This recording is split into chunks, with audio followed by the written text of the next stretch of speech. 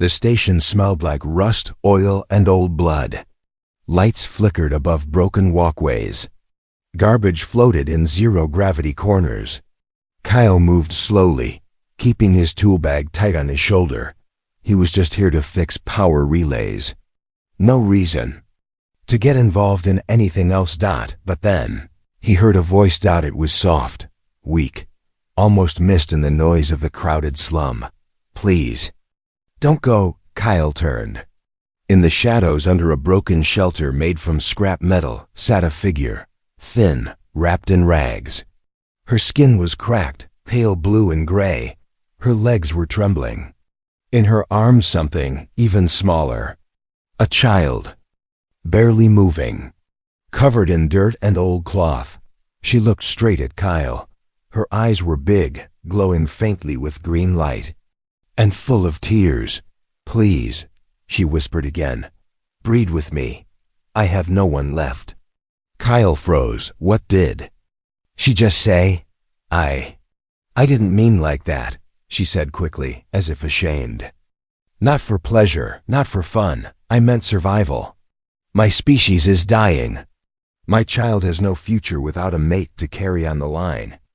Kyle stepped closer. "Slow down. Are you hurt? Are you okay?" The woman coughed. Her voice cracked. "I escaped from the cages. The others didn't make it. My mate was killed. My people sold for credits or thrown out like garbage. I have no food, no water. I can't feed her anymore. I just wanted someone who wouldn't walk away." Kyle didn't walk away. He crouched near her, carefully.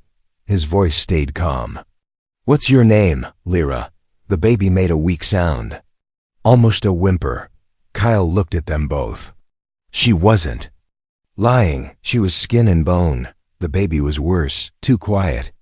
That wasn't normal. Kyle reached into his bag and pulled out a ration bar and a hydration patch. "Eat this. Give her water slowly, not too much." Lyra stared at the food like it was a miracle. "You're not afraid of me?" "I've seen worse," Kyle said. "And I don't think you're the dangerous one here." Lyra's hands shook as she opened the ration bar. She broke off a piece and carefully pushed it into her child's mouth. The baby barely responded at first, then began to suck slowly. Kyle waited. Others walked by, some aliens, some humans. Nobody stopped. Most didn't even look. After a few minutes, Lyra looked stronger. Not good, but not dying anymore. "Thank you," she said softly. "You could have ignored me, like everyone else." Kyle nodded. "I've got a small room in the back of my repair bay. It's not much, but it's warm, safe. You can rest there." Lyra hesitated. "Why would you do that?" Kyle stood up. "Because someone should." She tried to get up but stumbled. Kyle quickly caught her. She was cold to the touch, even through her thin wrappings. The baby clung to her, making small sounds now, more alert. As Kyle helped her walk, she said, "Something strange. You don't know what you just did." "What do you mean?" "My people," she whispered. "We bond through emotion. We sense intent. You didn't run. You cared. That means more than blood. To us, it means you're chosen." Kyle blinked. "Chosen?"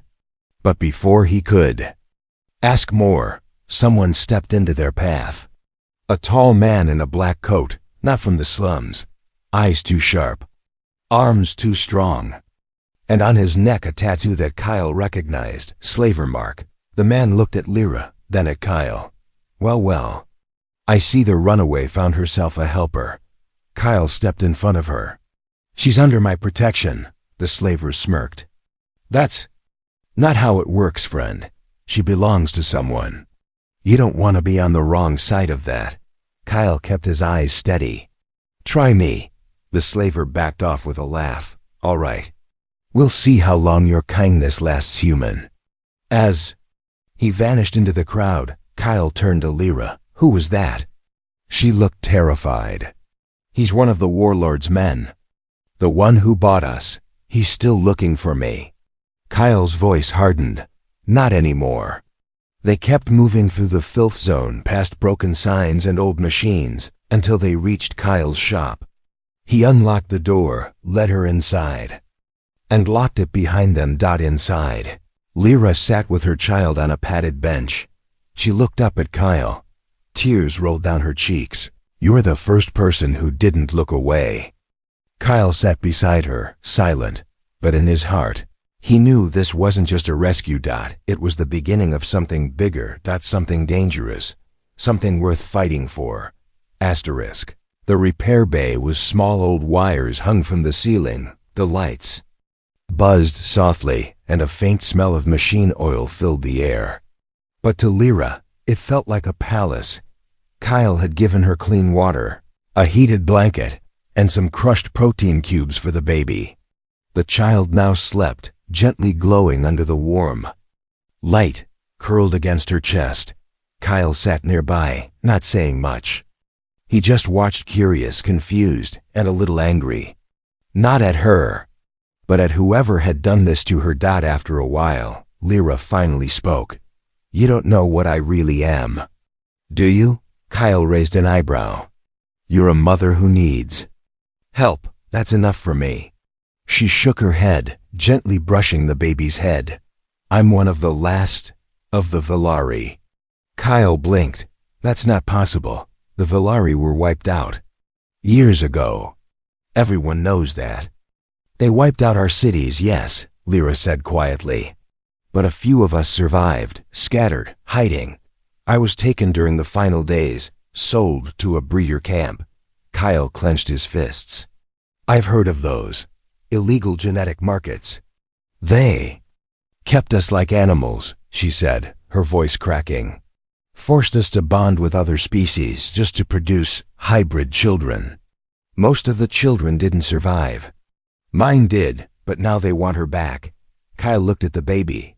She was tiny, but something about her shimmered, something unnatural, something powerful. "What's her name?" he asked.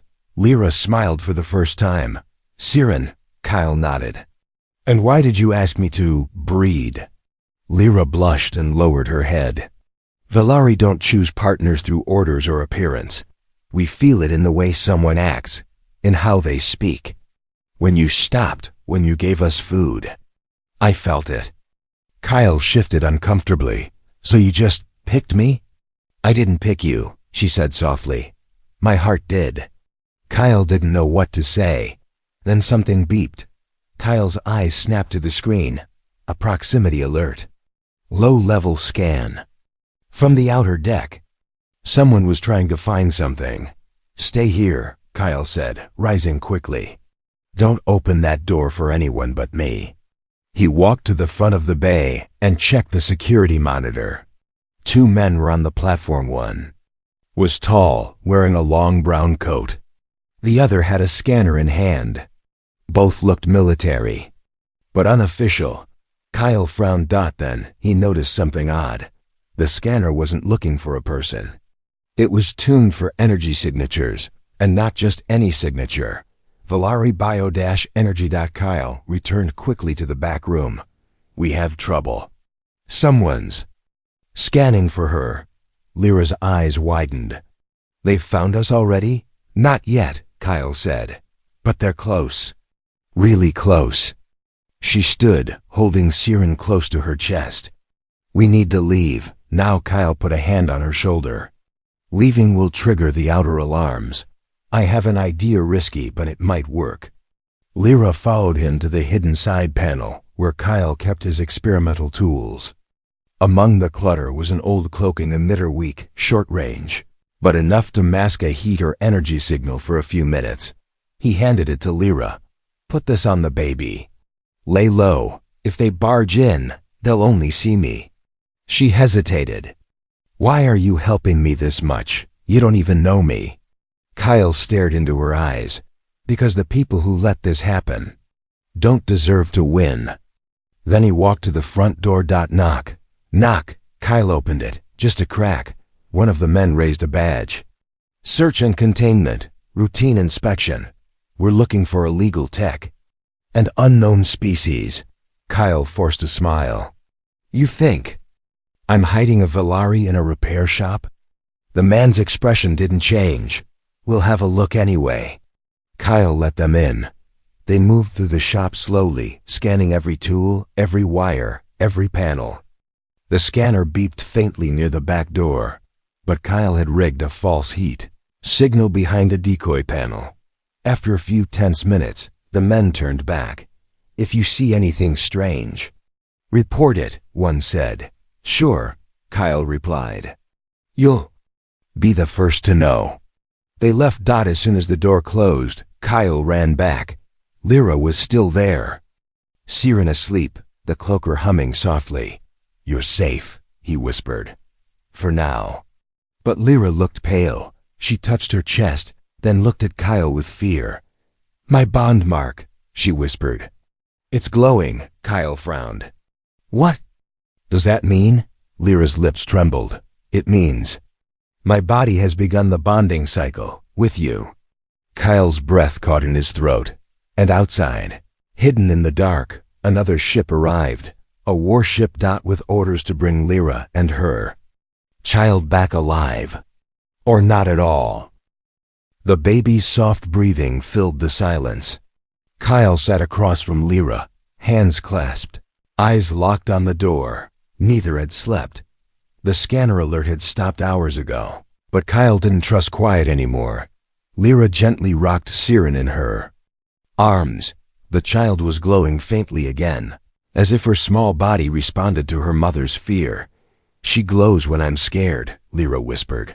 When I'm stressed, she senses it. Kyle leaned forward. Is it dangerous? No. Lyra said. It's what makes her special. She was born connected. To me, to energy, to life around her. Valari children used to be trained to control it, but those teachers are all dead now. Kyle looked at the soft blue light coming from the baby's chest. It flickered gently, like a heartbeat made of starlight. Then dash bang. The repair bays. Outer doors slammed open. Kyle jumped to his feet. Footsteps. Heavy. Sharp. Lyra pulled the baby close and ducked behind a wall.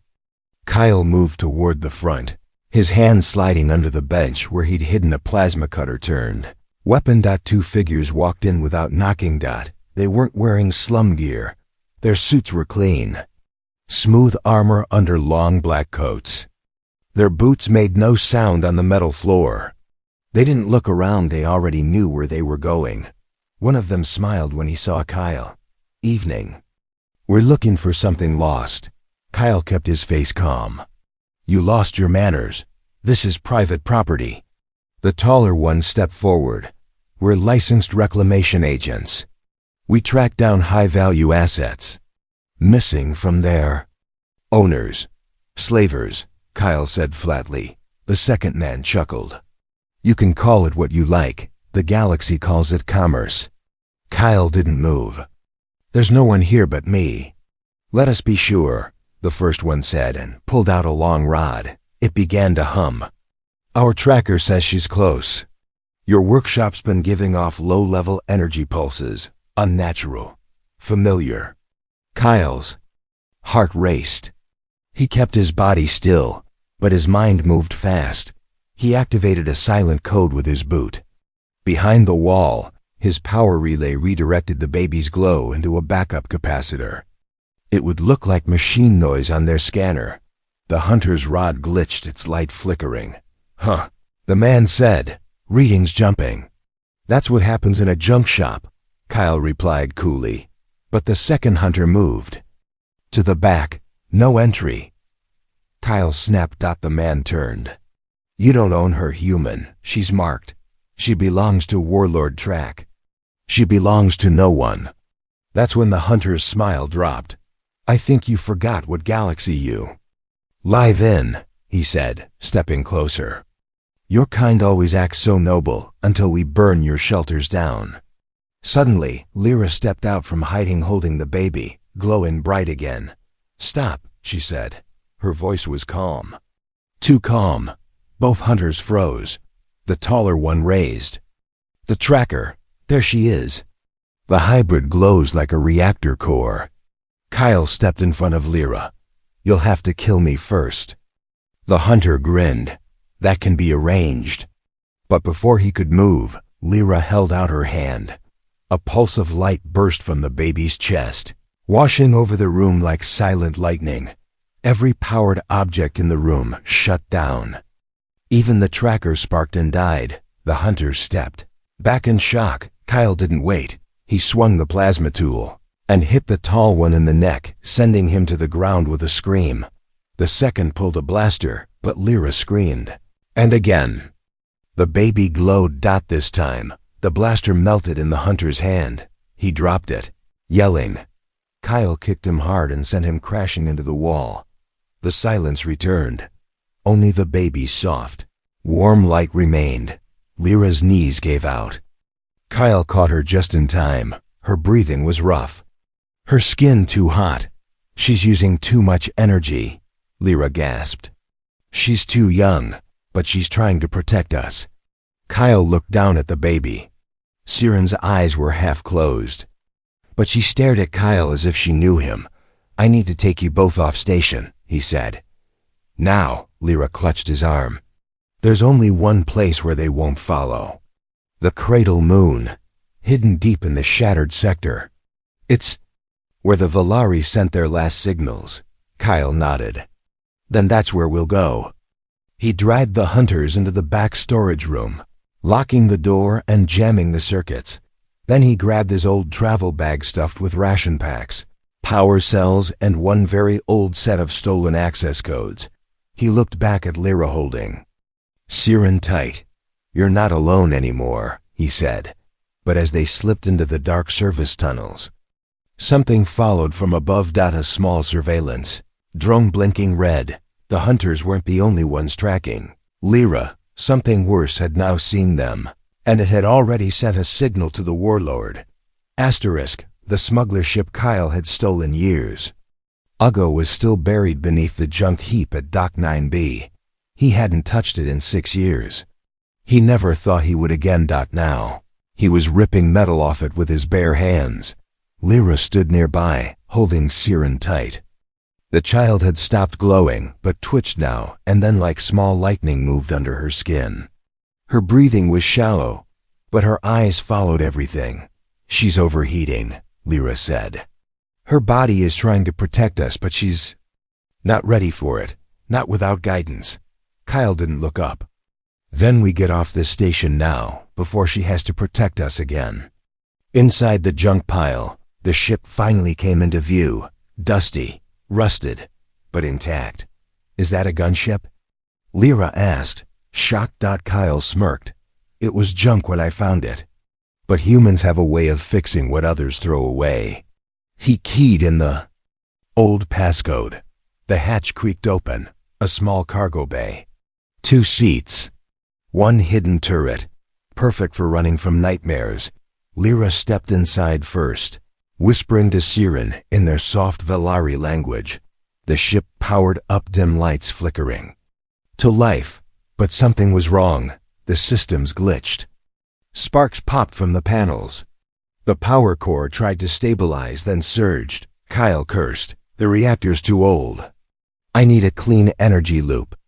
Suddenly, the baby glowed brighter than ever. Kyle turned around and saw something impossible. Siren's body emitted pulses like waves flowing into the ship's core. The broken systems stopped glitching. The lights steadied. "The engines, HUMMED." Lyra gasped. "She's sinking." Kyle blinked. "Sinking?" "Our children, the gifted ones, could connect to Valari systems, not just interface. They became part of it. But this ship, it's not Valari." "It is now," Kyle said, amazed. Siren opened her tiny eyes. The glow faded into her skin. The ship's dashboard read one line, energy. Core stable. They lifted off slow and quiet, like a whisper in the void. Kyle navigated through a maintenance exit. No alarms, no alerts. But in the shadows above the docking, may something else powered on. A warship.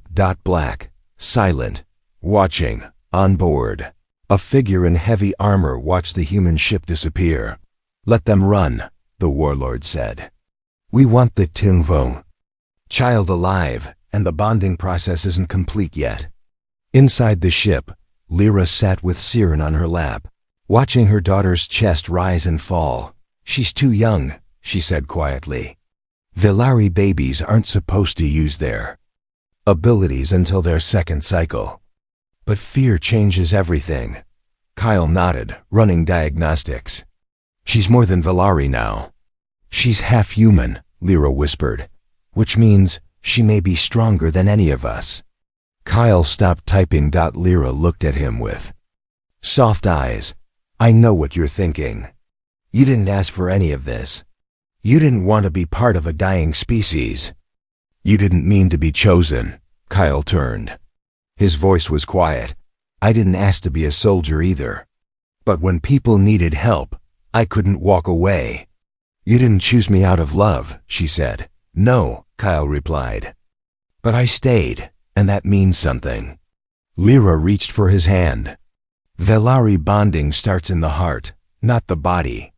The moment you stopped and looked at me, really looked, I began to bond. Kyle's heart pounded. What happens if the bond completes? We become one, emotionally, spiritually, and genetically. He stayed silent for a long time. Then he looked down at Siren. She deserves to grow up in a galaxy that doesn't treat her like a tool, he said. So let's get her to that moon. Lyra smiled, tired, but full of trust. Then the ship rocked. Kyle looked at the screen. No. He muttered.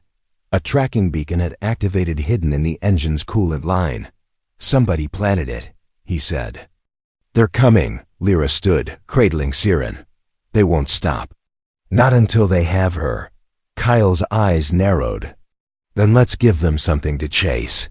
He turned the ship toward the shattered sectors, a region full of asteroid storms, failed colonies, and sensor-deaf zones.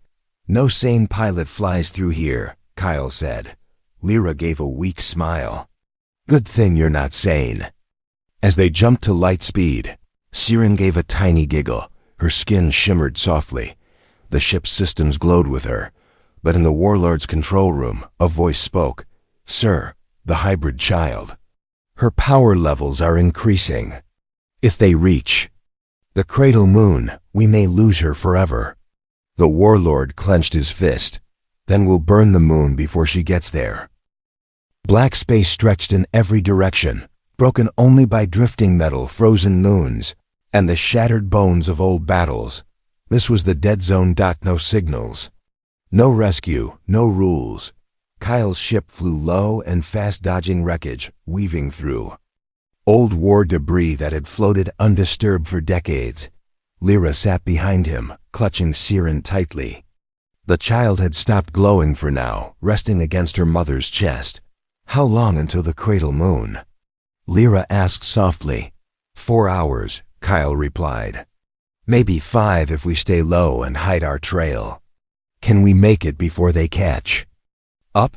Kyle glanced at the scanner. I disabled their tracker. But warlords always have backups. They'll come. Silence fell again. Outside, a broken cruiser drifted by, its name burned off, its hull split in half. Ghosts of the last war still haunted these paths. Inside, Lyra leaned her head back. I never thought I'd escape, she whispered. I used to pray someone would notice me. But everyone just walked past, like I didn't exist. Kyle didn't respond. He remembered seeing refugees like her in his past missions, begging for food, for help, for someone to care. He had walked past too many, but not this time. Why did you help me? Lyra asked. Kyle's grip tightened on the controls. Because no one else did. And that's not the kind of man I want to be anymore. Lyra looked at him, really looked, and smiled. She reached for his hand. A pulse ran through him, warmth, connection. Something more. He pulled away gently. Don't, she blinked. Why? Because if the bond completes, it's forever, right? She nodded. And you deserve someone who chooses forever, not someone forced into it. Lyra lowered her eyes. You think I forced you? No, Kyle said quietly. I just want to be sure it's real, not just survival, not just duty. She said nothing. Then, beep. Kyle single quotes S scanner lit up. 3 red signals. Fast, gaining. He slammed the ship into a downward spiral, diving into the thickest asteroid cluster he could find. They're here, he said. Hold on. Lyra secured herself, covering Siren with her cloak. Kyle pushed the ship hard, twisting, rolling, ducking between massive rocks the size of cities. A blast hit the rear thrusters. The ship jolted. Systems sparked. But Siren suddenly glowed again, and the ship responded instantly. Damage levels dropped. Power rerouted. She's helping us fly, Kyle breathed. She's literally part of the ship now. Lyra held Siren tight, whispering, "Stay with us, my star. Please." Then, a signal came through a voice, rough, cold, full of power. "Kyle Mercer, you have something that belongs to me." It was the warlord. Lyra froze. Kyle answered, voice steady. "I have 2 someones. Neither belongs to you." "You're in my zone," the warlord growled. "There is no law here. Only survival. Hand over the girl or I destroy you and the ship." Kyle smirked. "I've survived worse. Let's dance." He shut off the cum and activated every leftover upgrade. The ship had smoke screens, decoy flares, burst thrusters. The chase began. One of the warlord's ships got too close. Kyle turned suddenly, making it crash into an asteroid. Second one launched grapples. Kyle shot the cable, used the wreckage as cover, and escaped again. Only one enemy ship remained, the main warship. Too fast. Too strong. We won't outrun that one, Kyle said. We have to fight. Lyra looked at him in horror. Fight? With what? Kyle grinned. With her. He powered down the ship, letting it drift. The warlord's vessel moved in, sensors ready, weapons locked. Inside Kyle's ship, Siren's glow brightened. The wall's HUMMED. Panels lit up on their own. A screen displayed a new line. V-Core active, defense mode. Initiated. The ship shook. A hidden panel opened, revealing weapons Kyle never installed. What is this? He whispered. Lyra stared in awe. It's not your ship anymore. It's hers now. Outside, the warlord's ship opened fire, but the baby cried, just once, and the blast froze in midair, then disintegrated. Kyle's ship roared to life. A beam of pure light shot from beneath it, piercing the warlord's vessel straight through the hull. Boom. The warlord's ship exploded, torn in half. Silence returned. Inside, Siren stopped glowing and fell asleep. Kyle caught his breath. Lyra was crying softly, shaking. She protected us. Again, at her age. Kyle looked at the baby, this child who glowed like a star, who changed tech with her heartbeat. She's not just half Velari, he said. She's the future. But in the distance, beyond even the wreckage, something stirred. A relay beacon blinked. The explosion had triggered a Cradle Moon defense protocol. Now, it was calling someone, or something. The wreckage of the warlord's ship floated behind them, silent, still burning in the cold of space. But peace didn't last. Kyle's ship buzzed with a strange pulse. Not from enemy scanners, not from Siren's glow, something else. Lyra leaned forward. What is that frequency? Kyle tapped the screen. Encrypted signal. Very old, but it's Velari code. Her eyes widened. The Cradle Moon. Before he could respond, the ship's lights dimmed and a calm robotic voice spoke. Prepare for escort. You are being watched. Out of the dark, 2 silver ships appeared, smooth, organic looking. No visible weapons, no engine trails. They floated like ghosts. Kyle's fingers hovered over the controls. Should I run? Lyra slowly shook her head.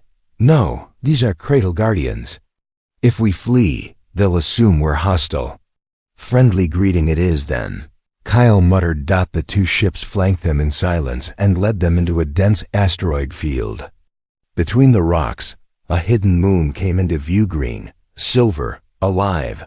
Vines covered stone towers. Glowing rivers cut through mountains. It was beautiful, untouched, ancient. Lyra gasped. It's real. The cradle moon still lives. They landed on a circular platform. As Kyle stepped out, armed figures approached, not with guns, but with long staffs made of crystal. One of them spoke. Which one of you carries the child? Lyra stepped forward, holding Siren. I do. She is mine. The guards scanned Siren. Her body glowed faintly. The scanner stopped. You may pass. The human must remain behind. No, Kyle said immediately. The guards raised their staffs. Lyra turned. Kyle, please. Let me speak with them first. If they hurt me, she know. And she stopped them. Kyle hesitated, then nodded. As Lyra and Siren disappeared into the glowing halls. Kyle waited on the platform, fists clenched, thoughts spinning. Then a shadow appeared. A large vessel, half-burned, landed far behind him. A ship he thought had been destroyed. The warlord's escape pod. It cracked open and out stepped a tall, scarred alien with metal arms and a single red eye. Track. Kyle reached for his sidearm, but the warlord raised one hand. No need. I'm not here to fight. Kyle narrowed his eyes. You always say that before you kill someone. Track stepped forward slowly. You're brave, human, and smart. That girl, you have no idea what she really is, do you? She's a child. She's a weapon, Track said coldly. A key. The last of her kind, born with the core link.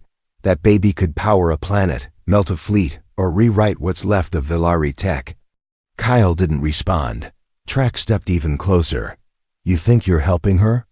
The cradle moon won't protect her. They'll use her too, just like I would have. You just swapped one cage for another. Kyle's jaw tightened. I'm offering you something better, Track continued. Give her to me. I'll take you off this moon. You and Lyra can live wherever you want. Wealth, safety, no more war. Kyle stared at him. Then laughed. You tortured her people. You murdered her mate. You branded her. Track showed no emotion. And yet, I'm the only one being honest. Kyle stepped forward now, close enough to smell the burnt oil on Track's armor. You think you know me? You think humans give in for comfort, for credits? Let me be clear. He leaned in. I'd rather burn with them than let you breathe near her again. The warlord's red eye flashed, but Kyle pulled back his coat, revealing the old mark of Earth's Black Core Division Special Forces. Track took a step back. So that's why you're a problem. He growled. You haven't seen problem yet, Kyle said. Then a scream echoed from the halls. Kyle turned. Lyra. He ran full speed into the glowing corridors. Inside the inner chamber, Lyra stood surrounded by robed Vilari elders. They were arguing. She is unstable half-blood. She saved them. She is the future. She must be studied. She must be protected, Lyra shouted. She is not a tool. Siren began to cry. Light filled the chamber. Every torch, every crystal flickered. Kyle burst through the door. Get away from her. The elders turned. Lyra pointed. He is the one I bonded with, Kyle, Mercer of Earth. Gasps. An elder stepped forward. A human? He saved us, Lyra said. He stayed. The chamber fell silent. Siren looked at Kyle and reached out. The crystal walls pulsed. The head elder turned to Kyle. Then it is done. The bond is complete. Kyle froze. What? Lyra stepped forward. Her voice broke. We didn't need the ritual. You chose us in the only way that matters. And behind them, Siren's glow returned brighter than ever. But outside, in the shadows of the moon's outer forest, Track placed a call. Send it, he growled. Now in deep space, something enormous began to move. The cradle moon trembled. Deep underground, the ancient stones felt at first vibrations that hadn't stirred since the Vilari fell. The crystal towers cracked and glowing roots curled tighter into the ground, as if bracing for what was coming. In the great chamber, Kyle held Siren close. The baby's glow lit up his face. Lyra stood beside him, arms still shaking, tears on her cheeks. But not from fear, from clarity. "This is what the bond means," she said softly. "Not forced. Not survival, it's choice." The elders circled them, some in awe, some in doubt. "She's too powerful," one warned. "Even we don't understand what she is." "She's our child," Lyra said firmly, "and she chose to live, not to destroy." Then the sky opened. The ceiling shook as massive blasts rocked the surface. Red light flickered through the cracks. Kyle rushed to the exit. Outside, in the twilight sky, an impossible sight hung above the moon like a god's hammer. The Maw, a dreadnought-class battle station. No markings, no signal. Just a black hole of death surrounded by rotating rings of molten metal. Track had called in his last card. The galaxy's most feared outlaw ship. Its front cannon began to charge. The moon's guardians rose into the sky. Thin silver vessels flying like birds, but were vaporized in seconds. Inside the chamber, the elders fell into chaos. "We must hide the child. No, seal the moon. Evacuate." Lyra held Kyle's arm. "We don't have time. If that thing fires, everything dies, including her." Kyle looked at Siren, her tiny body glowing brighter than ever. Her heartbeat was syncing with the moon itself. She wasn't just alive, she was awakened. "She's more than a baby," Kyle whispered. "She's the spark, the bridge. Human." And Valari joined. Then Kyle made a choice. "We have to fight." The elders stared. "With what?" Kyle pulled out a small chip. "With what I built." He slammed the chip into the chamber's central console. For years, he'd been collecting lost Valari tech, junk, parts, forgotten war machines, all stored in one encrypted core. The chamber floor cracked open, revealing an ancient Valari combat frame, except it wasn't old anymore.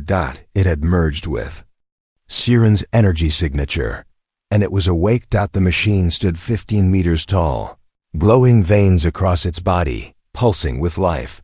Kyle placed Siren gently into the command cradle. She didn't cry. She smiled. As if she understood.